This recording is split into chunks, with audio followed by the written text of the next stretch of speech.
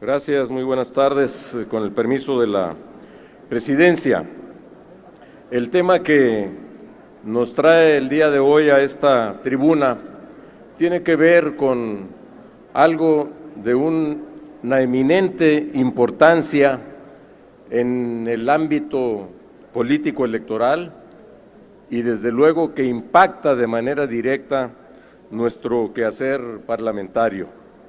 Y se trata del tema de la necesaria regulación de las coaliciones parlamentarias.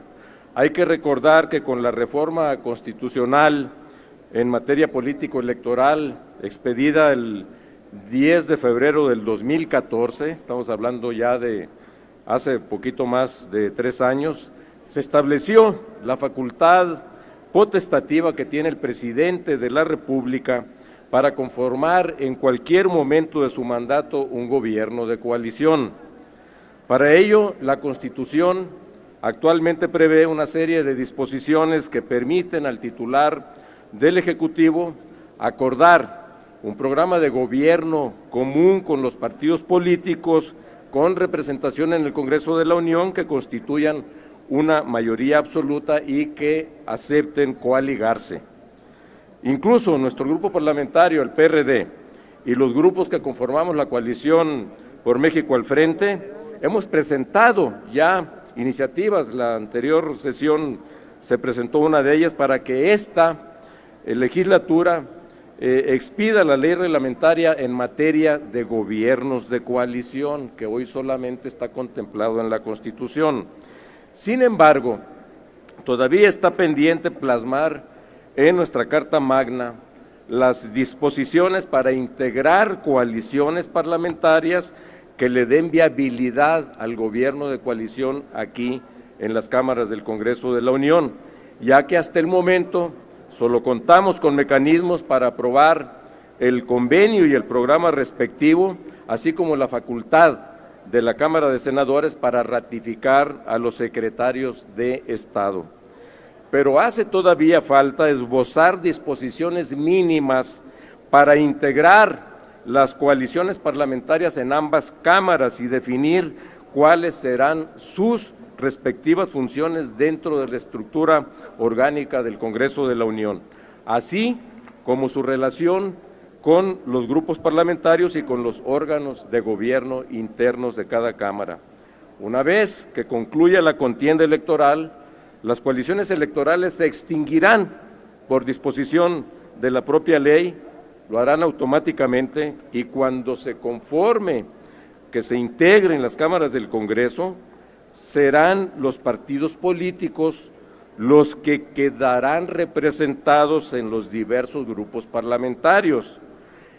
Elecciones, por cierto, de las que con toda seguridad ninguna candidatura, ninguna fuerza, incluso yo me atrevería a adelantar, ninguna de las coaliciones que hoy ya están prefiguradas para participar obtendrán mayoría absoluta por sí mismas. Hasta la fecha no hay una tradición de construir coaliciones parlamentarias estables, derivado fundamentalmente de que no hay una normatividad que facilite estas formaciones parlamentarias, es decir, no hay base constitucional, legal ni reglamentaria para este propósito. Si bien es cierto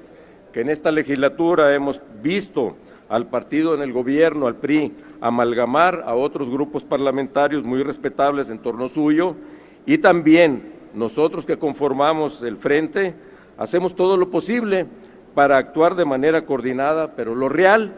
es que todos estos arreglos, podemos llamarle así, entre comillas, no dejan de ser informales y obedecen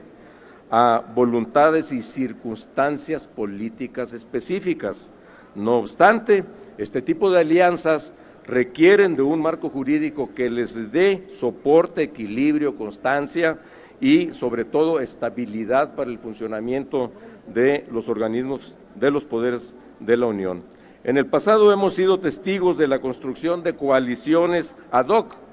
para temas específicos y diversos proyectos que se someten desde luego a votación en las cámaras y que una vez que se logra el propósito, estas alianzas o estos acuerdos se desvanecen. Compañeras y compañeros diputados, esta es la primera vez en la historia del sistema de partidos políticos de nuestro país en el que la contienda electoral tiene como principales protagonistas a las coaliciones electorales y también es la primera ocasión en que ninguno de los partidos políticos competirá en solitario. Y por otro lado, habrán candidatos independientes también. Por lo tanto, estamos claramente ante una coyuntura inédita. Yo digo, todas las elecciones, todos los procesos electorales son inéditos, no se parecen a otros, pero yo digo, este es todavía más inédito por sus peculiaridades específicas que otros que hemos tenido anteriormente. Además, con la reforma constitucional del 2014 relativa al régimen de gobierno y que entrará en vigor el próximo 1 de diciembre, se sientan las bases para darle estabilidad política a los gobiernos venideros y es muy probable que el próximo presidente de la República opte por conformar un gobierno de coalición con las fuerzas políticas representadas en las cámaras de este Congreso. Si nos encontramos entonces ante esta circunstancia, la Cámara de Senadores tendrá la facultad de ratificar a los secretarios de Estado, como yo le había dicho, con excepción de los secretarios de Marina y de Defensa Nacional. Y tal atribución requerirá necesariamente de la conformación de una mayoría que permita que las propuestas de quienes integrarán el gabinete puedan ser aprobadas. La formación de una coalición gobernante puede resultar consecuente con la coalición electoral que resulte triunfante en la carrera presidencial. Pero si los grupos que la conforman no logran alcanzar una mayoría en las cámaras, el presidente tendrá que construir una mayoría plural más amplia todavía que su propia coalición con la que habría ganado la elección, integrando a fuerzas que estuvieron participando como contendientes electorales. Asimismo, a partir del próximo sexenio, el titular del Ejecutivo pondrá a consideración de la Cámara de Diputados el proyecto del Plan Nacional de Desarrollo para su aprobación, lo cual naturalmente requerirá de una mayoría legislativa para este propósito.